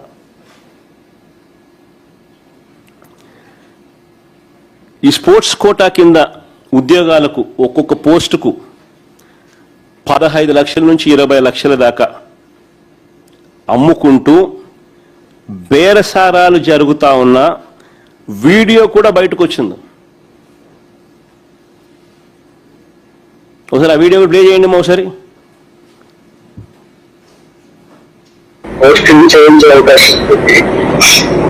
సార్ అట్లా కాదు సార్, అంటే ఎంతలో అవుతుంది సార్? సార్ వస్తే మాట్లాడదామండి. అంటే కలిసి మాట్లాడమంటారండి? రేపు బయలుదేరామండి. ఎన్నింటికి రమ్మంటారు సార్? ఇష్టం, మీరు ఏ టైంకి వెళ్ళారండి. సరే సార్, ఇప్పుడు మా చెల్లి కూడా కావాలండి. నేను ఒక్కన మా బావ నేను వస్తే సరిపడు. మీ ఎక్కడైనా రండి, మీ ఒక్కరైనా రండి, ఆవిడ ఫోన్ పర్లేదు, మీరే మాట్లాడే ఫోన్ చేసుకుంటాండి. అవును సార్. సరే సార్, అయితే రేపు 10 గంటలకల్లా వచ్చేస్తాం సార్. వచ్చి మీకు కాల్ చేస్తాం సార్ ఈ నెంబర్కి. మ్యాక్సిమం ఒక వస్తే బెటర్, ఇద్దరు వస్తే కూడా ఒకరితోనే కదా మాట్లాడేది. ఇంకా మీరు నెక్స్ట్ వాళ్ళు చెప్తారు కదా సార్. ఏం లేదు, కొంచెం ఇది సీక్రెట్ గా చేసుకున్నారు కదా. ఓకే, తప్పకుండా సార్, నాకు అర్థమైంది సార్. ఏమో సార్, ఎంతానంటే నేను ఒకసారి మరి ఫిగర్ చెప్తే నేను ఒకసారి రెడీ చేసుకుంటాం సార్. మేము కూడా అందుకని అడుగుతున్నాం సార్. సార్ ఇది డిఎస్సీలో పోస్టింగ్ ఐడియా ఉంది. అవును సార్. మీరు వచ్చేసి మార్కెట్ ఇప్పుడు 15 లక్షలు అట్లా నడుస్తుంది. బాబు ఎంతంటే పెట్టలేమండి. ఏంటంటే డైరెక్ట్ గా పోస్టింగ్ ఇవ్వట్లే కదా. సరే, అందుకన్నా మీరు వచ్చి మాట్లాడితే నెగోషియేషన్స్ చేద్దామంటే చేద్దాం. సరే సార్, అయితే ఓకే అండి, మాట్లాడతాను. ఓకేనా? అలాగే అండి. నేను యాక్చువల్ ఏంటంటే నేను టైం తక్కువ ఉంది కాబట్టి ఇంటికే పంపించి మాట్లాడుతున్నా, ఇంట్లోనే మాట్లాడుతున్నా. ఓకే సార్, అలాగే సార్. కొంచెం పర్సనల్ గా వస్తే మాట్లాడుతున్నాను. తప్పకుండా సార్. ఓకే అండి, థ్యాంక్ యూ సార్. కొంచెం పర్సనల్ గా ఇది డిస్కస్ చేసుకోవాలి. లేదండి, చెప్పిందండి మా చెల్లి చెప్పిందండి. పోస్ట్ ఇంపార్టెంట్ కదా సార్. మా ప్రజెంట్ వస్తామండి, చూసుకుంటాం సార్. సరే అండి. ఆంధ్రప్రదేశ్ ప్రభుత్వ లోగో డీపీగా పెట్టుకొని ఒక క్యాండిడేట్తో బేరసారాలు చేస్తున్న వీడియో ఇది. ఈ వీడియో బయటికి రాగానే తూతూ మంత్రంగా ఒక కేసు పెట్టారు. కేసు పెట్టి స్టేషన్ బెయిల్ ఇచ్చి ఇడిచిపెట్టేసినారు. ఈ వీడియో బయటికి రాగానే తూతూ మంత్రంగా కేసు పెట్టి స్టేషన్ బెయిల్ ఇచ్చి వదిలేసినారు. చేసిన విచారణ శూన్యం. ఈ విషయాలు ఏవి కూడా బయటికి రాకుండా దాచిపెట్టారు. ఈ ఎఫ్ఐఆర్ కాపీని ఒకసారి చూడండి. ఒకసారి దీనికి సంబంధించి ఇది ఎఫ్ఐఆర్ కాపీ. ఈ ఎఫ్ఐఆర్ కాపీని ఒకసారి మీరు చూస్తే వీడియో కాల్ చేసిన వ్యక్తి ఫోన్ నెంబర్ చాలా స్పష్టంగా ఉంది. పోలీసులు తలుచుకుంటే ఈ నెంబర్ ఎవరిదో కేవలం కొన్ని నిమిషాల్లోనే కనిపెట్టేస్తారు. కానీ ఎఫ్ఐఆర్ కాపీలో ఆ నెంబర్ ఎవరిదో ఆ పేరు తెలుపుకోకుండా అనుమానిత వ్యక్తి సస్పెక్ట్ అని మాత్రమే రాస్తారు. చూడండి, అక్కడ సస్పెక్ట్ అని మాత్రమే రాసినారు పైన. ఆ నెంబర్ ఎవరిదో కనుక్కోవడం పెద్ద పని పోలీసు వాళ్ళకు. ఆ నెంబర్ ఎవరిదో వారి పేరు తెలపకుండా అనుమానిత వ్యక్తి సస్పెక్ట్ అని మాత్రమే రాస్తారు. పైగా ఆలస్యం ఎందుకు జరిగింది అనే కాలంలో చూస్తే కింద ఆలస్యం ఎందుకు జరిగింది అనే కాలం ఒకసారి మీరు గమనిస్తే దాంట్లో ఏమని రాస్తారు? ఉన్నతాధికారులతో సంప్రదింపుల వల్ల డిలే అయిందంట. ఉన్నతాధికారులతో సంప్రదింపుల వల్ల డిలే అయిందంట. ఆలస్యం ఎందుకైనా కాలంలో.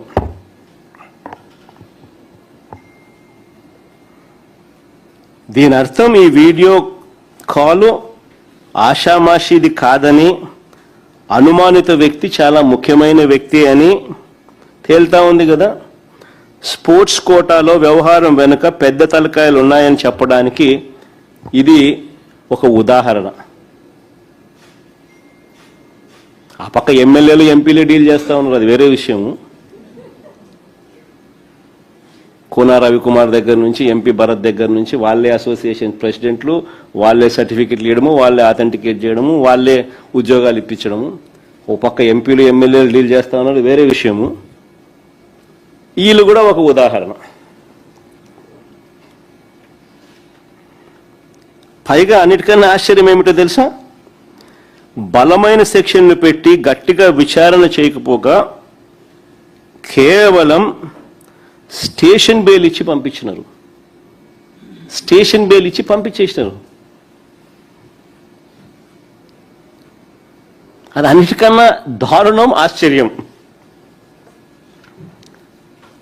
అసలు చంద్రబాబు నిజంగా అడ్మినిస్ట్రేషన్ అంతా ఎలా ఉంటుందనేది ఒక చిన్న ఎగ్జాంపుల్ చెప్తా.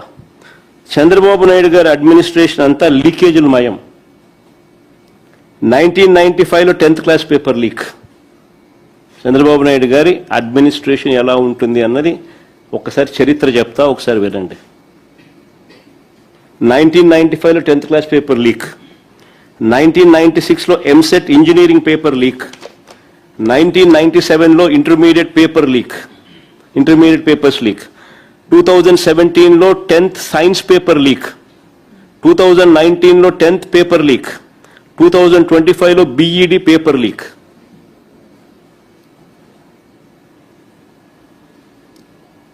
టూ 2025లో 10th మ్యాథ్స్ పేపర్ లీక్. ఇప్పుడు డిఎస్సి టీచర్ల రిక్రూట్మెంట్ లీక్. ఇది చంద్రబాబు నాయుడు హిస్టరీ. ఏదైనా కూడా డబ్బులు చేసుకోవడం ఎలా లీక్ చేయాలి, ఎలా డబ్బులు చేసుకోవాలి, దిస్ ఇస్ హిస్టరీ. ఇవన్నీ కూడా ఏదైతే నేను అడిగానో చూపించానో ఇలాంటివన్నీ కూడా ఎత్తి చూపితే చంద్రబాబు నాయుడు గారికి మాత్రం నరాలు తెగిపోయేంత బీపీ, బ్లడ్ ప్రెషర్ ఎంత ఎక్కువ వస్తుందనంటే ఒక్కోసారి నాకే భయం వేస్తుంది, నేను పోతాడేమో అని చెప్పి. ఎప్పుడైనా పొరపాటున నిద్రపోయేటప్పుడు ఎవడన్నా తలుపు అటు కొట్టి మావిగన్ అని చెప్పి ఓడని అన్నాడు అనుకో, టకా అని చెప్పి మనిషి ఏమవుతాడో ఏమో అని చెప్పి ఒక్కోసారి భయం వేస్తుంది. నరాలు తెగిపోయేంత బీపీ.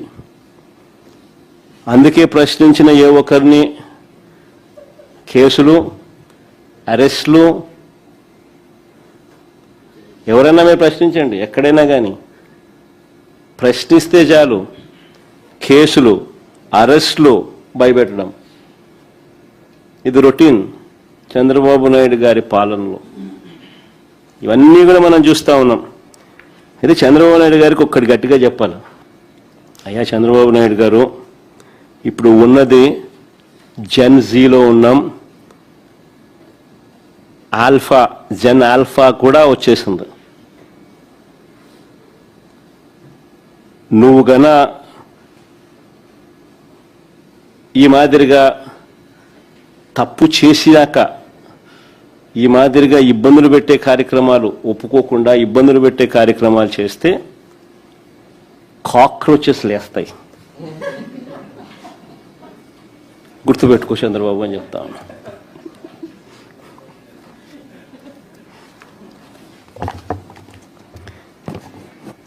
ఆంధ్ర రాష్ట్రంలో మేము కూడా కాక్రోచ్ అనుకో.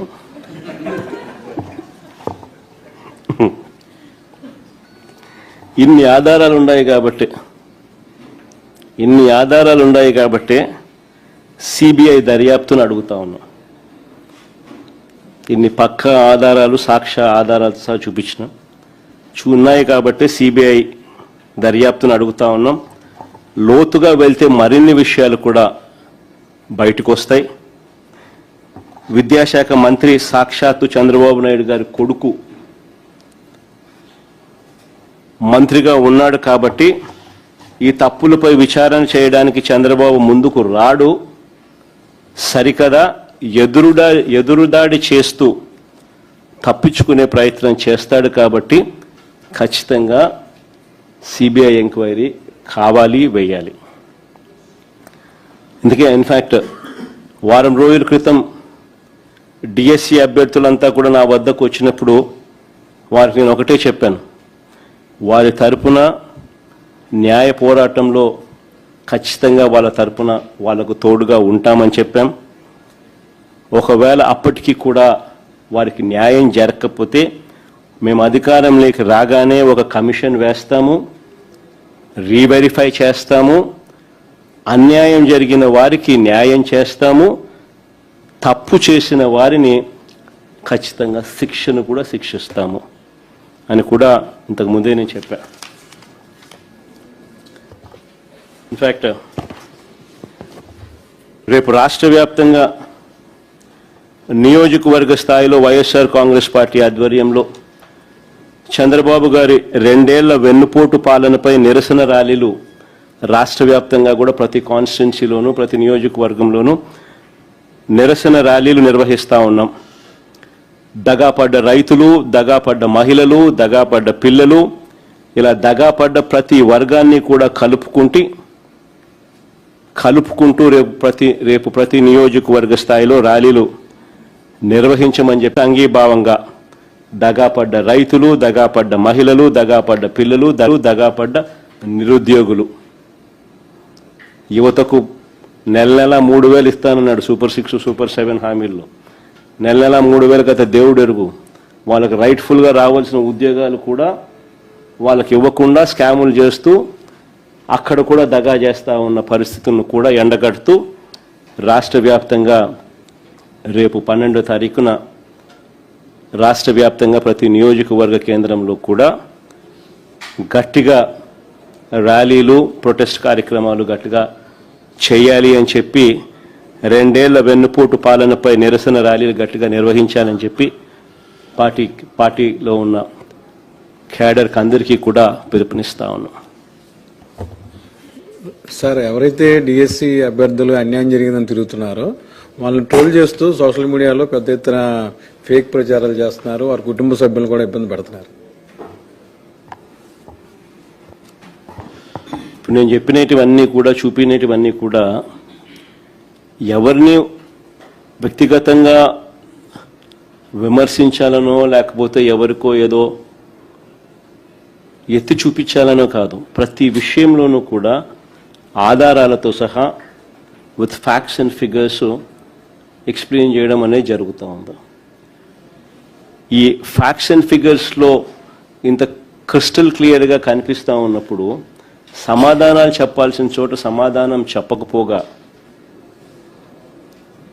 ఎదురుదాడి చేస్తూ తప్పు జరగనట్టుగా అబద్ధాన్ని కప్పిపుచ్చుకునే కార్యక్రమం చేస్తే అది ఏ రోజుకైనా కానీ దేవుడు హర్షించడు, ప్రజలు హర్షించరు.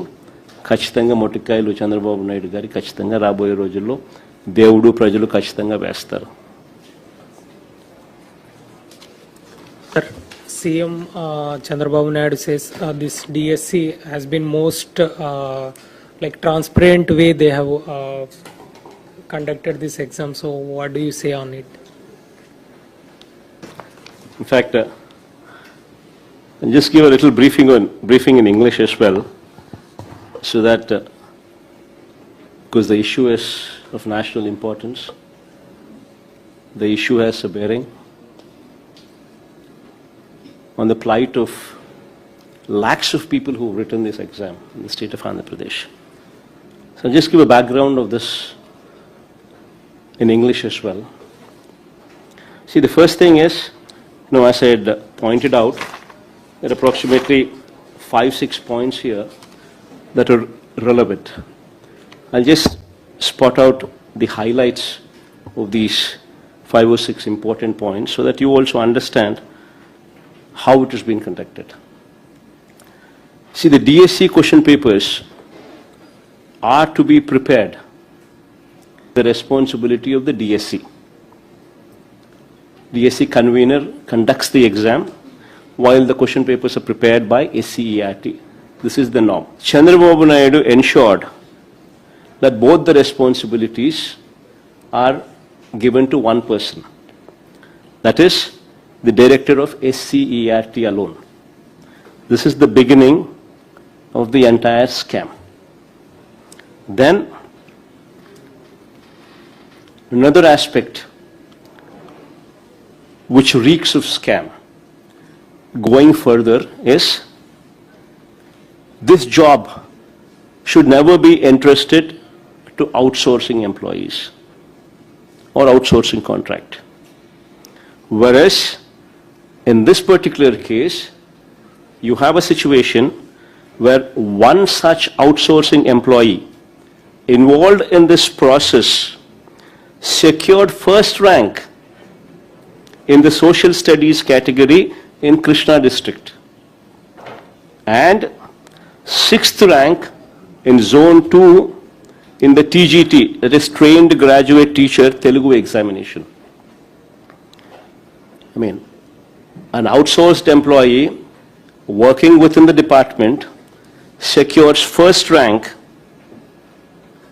in the same very exam. And you know what the irony is? This person was not given the job.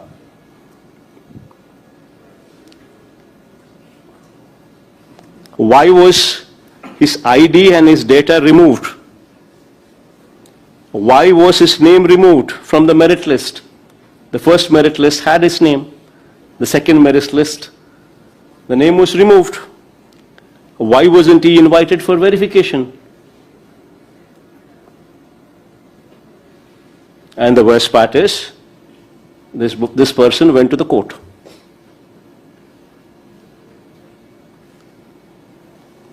And why did he go to the court? These people say this person did not turn up for verification of certificates, and that is why we could not give him a job. Somebody who scored first rank and somebody who's gone to the court.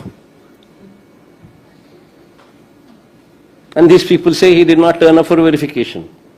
Whereas the reality is, his ID was removed, his data was removed, the merit list was changed. He was not even invited for verification. So now this is where the leak is clearly evident. Now, did the leak stop with one person? How many people actually obtained the question paper beforehand? Now, what is the extent of the leak? What is the extent of the scam? How much of money exchanged hands?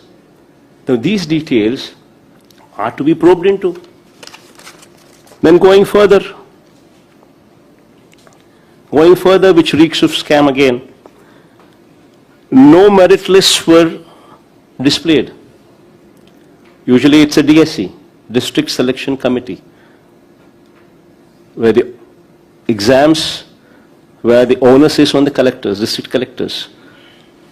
The norm is the district collectors display these lists, the merit lists, the marks, the ranks, the cutoff, the roster, all these things are usually put up for public domain at the collector's office. First time, this person, in Chandrababu's regime, it was removed from public domain, it was removed from display. They have come out with a theory of centralized list. They have come up with an online theory. Somebody has any queries, somebody goes to the district collector, district office. There, the district collector, the district office says, no, we are not dealing with it. You go to the head office. The person comes to head office again. Head office says, we are not dealing with it. Go to the district. This kind of confusion was intentionally created. Third, which reeks of a scam once again, going further. Ultimately, the call letters were issued on a 1:1 basis, meaning one candidate was called for one vacancy. And yet, the candidates who were summoned had gone there, submitted their documents, showed their documents, and in spite of the fact that the documents were genuine, verified, yet they were not given a job. And their job was replaced by somebody else. Why did that happen? Whereas the Rule 20 of the recruitment process itself clearly says that after considering all the GOs in existence, all the rules in existence, after considering the merit, the cutoff, the ranks, and also considering vertical reservations and horizontal reservations, the lists should be selected. The finalized list should come out. And the call letters sent. In spite of that, now where and why were they not given the jobs? In spite of being called on a 1:1 basis, when their certificates were genuine. Now going further, these people have come out with a sports quota. Which is yet another scam. Chandrababu Naidu replaced the earlier existing GOs. GO number 74, which was prevalent since 2012. Chandrababu Naidu replaced that existing 74 GO, the sports quota GO, through GO number 4 and through GO number 47. Both these GOs speak of the candidate selected in sports quota, the candidate getting a job through sports quota, need not even write DSC exam. This is the biggest scam. You're giving teacher posts. People are selected to teach children in math, in Hindi, in Telugu, in social sciences, etc. and etc., without even having to go through a DSC exam. And the worst part is, the person who's sitting beside me, Durgaya, is a national games gold medalist.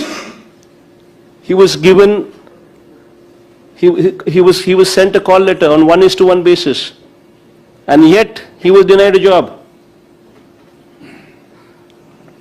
The worst part is, jobs were given on participation basis. Forget about medals. All what is needed is participation. And you know where? Inter-district, inter-college, inter-universities. All what one had to do is participate.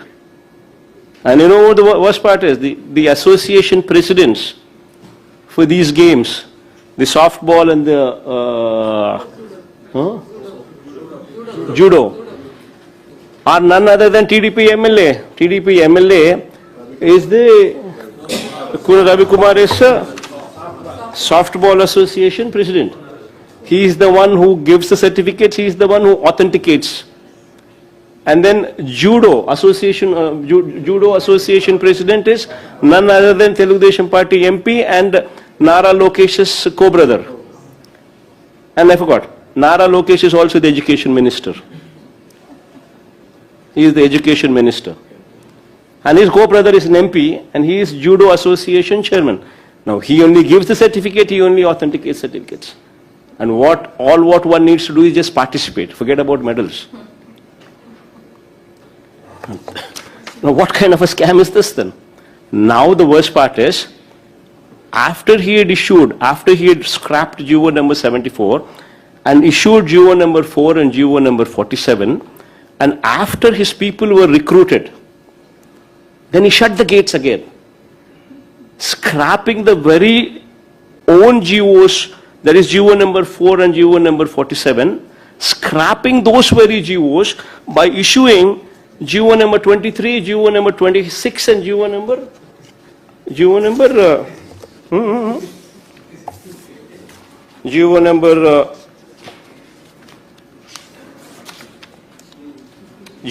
47, GO number 4 and GO number 47 were scrapped by GO number 23, GO number 25 and GO number 56. I mean, the gates are lifted, he brings people in, then again the gates are closed. Now what kind of a scam is this? In fact, there is also a videotape. There is also a videotape, literally people demanding money, 15 lakhs to 20 lakh rupees. Okay, fine, that's a different aspect where directly the Telugudesam Party MLA and Telugudesam Party MP themselves are issuing certificates and issuing the authentication and filling up the sports quota. Well, that's a separate issue, but you also have videos being circulated, which are where the police have filed an FIR. And the worst part is, what was the response of the police? When somebody is demanding 15 lakhs, 20 lakhs from candidates for allotting the posts, for giving the posts, the police just book a case, not even mentioning whose telephone number it is, they just say suspect. And then they give a station bail. They don't even arrest. They give a station bail. What kind of corruption is this? What kind of a scam is this?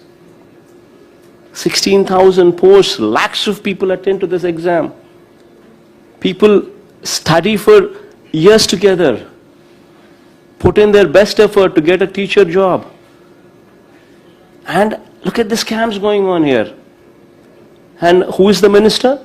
Chandrababu Naidu's own son, Nara Lokesh, is the education minister.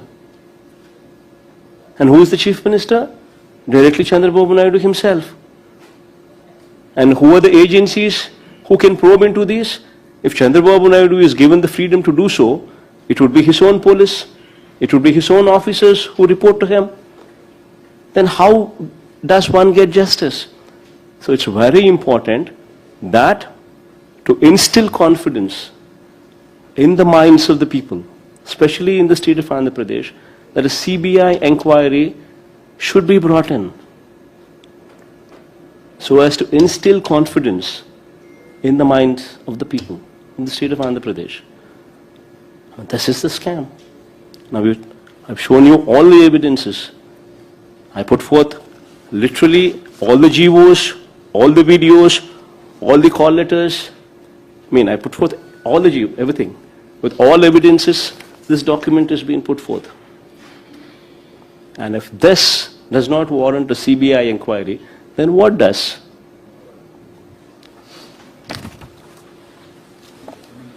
Sir, And this is the merit list. If you see this merit list, it's been changed at their will, at their fancy. The first list says the outsourced employee is rank number 1.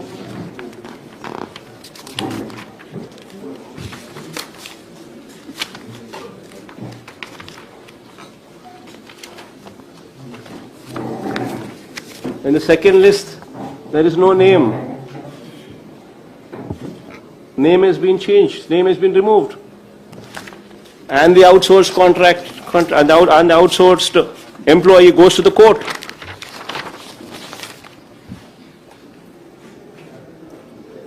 వాళ్ళ అనేది ఏంటంటే ఏదైనా result పెట్టాము 30,000 మంది వరకు అందరినీ చేసాము అని చెప్తారు.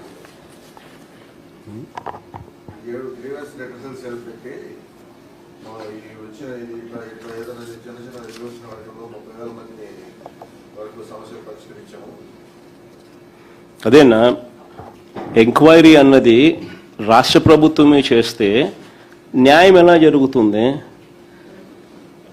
పోలీసులు వీళ్ళ మనుషులే, అధికారులు వీళ్ళ మనుషులే, చంద్రబాబు నాయుడు గారి గవర్నమెంటు, నారా లోకేష్ ఎడ్యుకేషన్ మంత్రి.